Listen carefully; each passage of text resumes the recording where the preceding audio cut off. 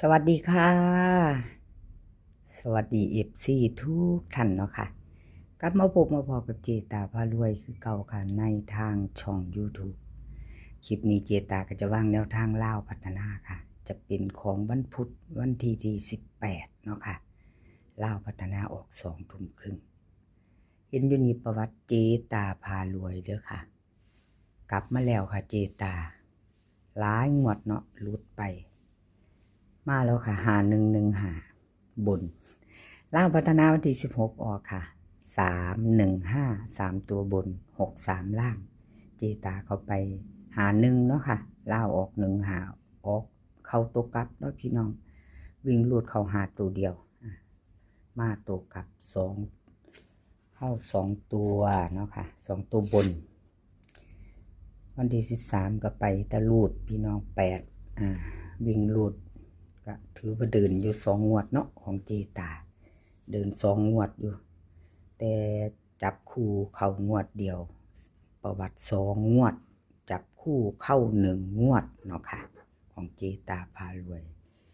เอามาต่อกันไหมค่ะใครจะไปต่อกับเจตาพารวยวันที่18ที่จะถึงนี้เนาะค่ะเจตาพารวยเอาลาวพัฒนาวิ่งลูดค่ะเจตาให้4กับ2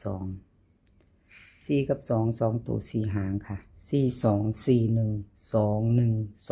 20เบิ้ลค่ะ44กับ3ตัว3 หาง420 241 221ค่ะวิ่งลูดเด่นทั้ง2ตัวค่ะแอดให้วงกลมทั้ง2ตัวเนาะ42กับ21ค่ะเน้น2 หางวงกลมให้42กับ21 3ตัวค่ะเน้นหางเดียว221ค่ะเจตาแคปหน้าจอค่ะไปจะไปต่อกับเจแคปหน้าจอไว้เด้อค่ะแคปไว้รุ่นใหม่ไปต่อเนาะกับเจตาลุดไปหลายงวดเนาะพี่น้องมาแล้วค่ะกลับมาแล้วเลขทุกตัวเอามาวางเพื่อเป็นแนวทางโปรดใช้วิจารณญาณในการรับชมเป็นอย่างสูงค่ะมาไปต่อค่ะไปต่อกับเลขรับน้ำโสมเลขล็อกเขียนผิดด้วยค่ะพี่น้องเลขรับน้ำโสมวันที่16เจตาเขียนผิดขอโทษขออภัยล็อกน้ำโสมรับน้ำโสมให้มากค่ะวิ่งหาเนาะเข้าไปตัวเดียวเข้าไป5ลาวออก315 3ตัวบน63ล่าง2ตัวลุดไปครับพี่น้องบ่มีบ่เดินกับขอโทษขออภัยแทนเพิ่นเนาะค่ะวิ่งลูดวันที่13ก็เข้าไป6ตัวนึงเนาะวิ่งลูดเพิ่น2 งวดก็มาอยู่ค่ะ2ตัวมา1ตัวเนาะก็ถือว่าเดินอยู่2ตัวมา1ตัวเลขรับน้ำโสมค่ะกับขอโทษขออภัยที่2ตัวเพิ่นบ่เข้าบ่มาเนาะพี่น้องขอโทษขออภัยแทนรับน้ำโสมค่ะมาไปต่อไปใหม่ค่ะเลขรับน้ำโสมเพิ่นให้มาวิ่งลูดค่ะ7กับ2ตัว4 หาง72 73 24 25เบิ้ลค่ะ77หางเดียวเบิ้ล77หางเดียว3ตัวค่ะ3 หาง2 หาง2 หางค่ะรับน้ำโสมให้มา724กับ225ค่ะวิ่งลูดเป็นดินทอกันเด้อค่ะ7กับ2วงกลมให้ทอกัน72กับ25ค่ะเพิ่นเน้นตัวเน้นเพิ่น2 หาง2ตัว3ตัว225ค่ะหางเดียวเน้นให้หางเดียวค่ะ3ตัวของเลขรับน้ำโสมใครจะต่อกับเพิ่นก็แคปหน้าจอเนาะค่ะแคปไว้ไปรุ่นใหม่กันไปต่อไม่รอช้าไปล็อกอุดรค่ะเลขล็อกอุดรล็อกอุดรเป็นยังไงเนาะลุดไปกับขอโทษขออภัยแทนล็อกอุดรเนาะค่ะ วันที่16เล่าวพัฒนาออก315 3ตัวบน63ล่างค่ะ ตัววิ่งหลุด2ตัวไม่เดินไม่มาเนาะค่ะเลขล็อกอุดร2 งวดติดพี่น้องล็อกอุดรหลุดไปขอโทษขออภัยแทนเพิ่นเนาะขออภัย FC แทนเลขล็อกอุดรเนาะค่ะของเพิ่นหลุดไปเอามาไปต่อไปใหม่ค่ะไปใหม่เลขล็อกอุดรวันที่18เพิ่นให้มาค่ะวิ่งโหลด4กับ2ตัวค่ะ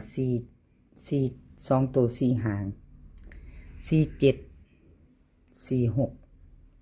2524เบิ้ล44กับ22ค่ะ3ตัว3หาง425 246 447วิ่งโลดค่ะ4กับ2วงกลมให้เท่ากัน2ตัวค่ะเพิ่นเน้น46กับ24 3ตัวค่ะ246 3ตัวเน้นหางเดียวค่ะเลขล็อกอุดรกราบขอบคุญขอบคุณเลขล็อกอุดรหลายๆเด้อค่ะที่ให้แนวทางมาว่างทางช่องของเจตาเนาะค่ะให้มาว่างด้วยดีเสมอมากราบขอบพระคุณเป็นอย่างสูงค่ะ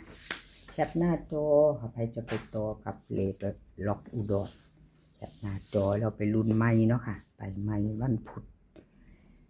ไปต่อค่ะไปต่อเลขล็อกอุดรแคปหน้าจอค่ะไปจะต่อกับเพิ่น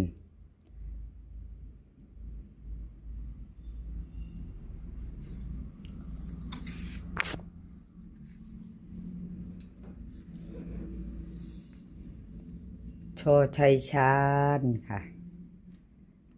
ชอชัยชาญ FC เพิ่นหลุดดูเนาะพี่น้องเพิ่นหลุดเจตาบ่ดีว่าหลุด มันชัดเจนเนาะพี่น้องต้องชัดเจนให้กับ FC หลุดก็คือหลุดเนาะ2 งวดครับประวัติช่อชัยชาญเจตาให้เบิ่งวันที่16ที่ผ่านมาเนาะค่ะวิ่งหลุดเพิ่นก็เข้าไป6ตัวเดียวเนาะพี่น้อง6 1ตัวเบิ่งแน่64พี่น้องออก63แต้มเดียวเนาะออก63